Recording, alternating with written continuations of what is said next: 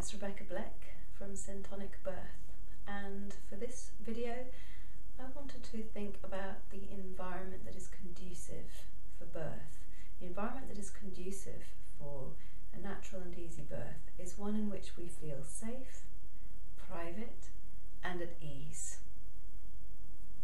Given that we are using the same parts of the body to give birth and the same love and pleasure hormones are involved in giving birth as are involved when we make love, then when we consider about what environment we might want to give birth in, it may be easier to think about the qualities of the environment in which we would want to make love. And I'm not just talking about any old sex here, I'm talking about making love.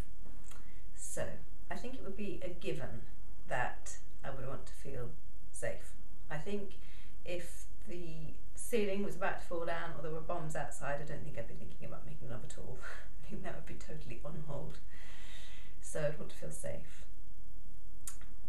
I'd want to feel private and unobserved, not with a team of people watching me or a great big entourage.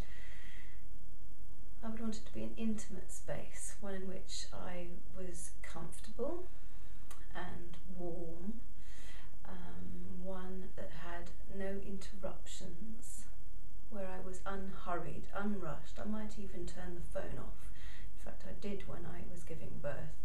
But we're not talking about birth here, we're talking about making love, but the same thing applies.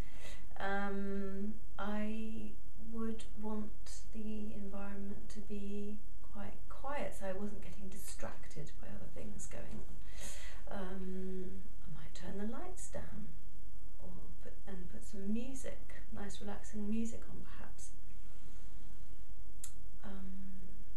What else? What would the environment smell like to you? I might like the smell of clean sheets and perhaps some relaxing essential oils.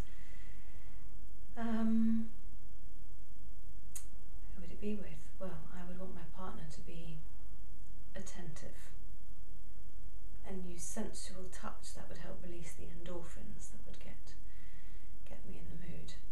I would like to hear softly spoken adorations. I'd want to hear, "I love you," "yes," open sounds, I would want the self-talk in my head to be switched off.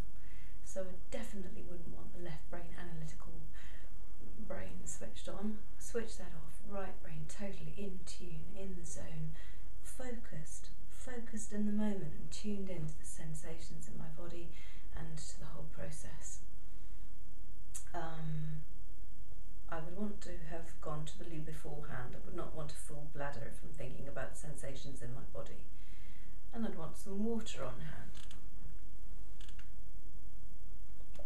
What else? What would that environment be for you? I know what I wouldn't want in it. I wouldn't want lots of direction. So I think that would really put me off and take me out of in the mood. So no direction. And a complete lack of inhibition and feeling at ease. I'd want to feel trusting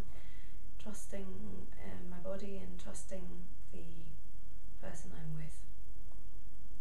So there are a few things for my suggestions for the environment in which to make love that I can see a direct parallel between making love and feeling at ease enough to reach climax, because basically that's what we're talking about. If you want to birth your baby and reach that openness and release and surrender, I think surrender is such a great word, that is what you need to reach climax. So I encourage you to think about this. Perhaps you'd want to get pen and paper or just do a closed eye process and really list down the qualities of the environment. And remember, this doesn't need to be specific to the absolute room, whether it doesn't determine necessarily whether it's hospital or home birth, but just think about the qualities. And it's often important to think about what are the things you don't want in there. I would not want to be hearing screaming in the next door room.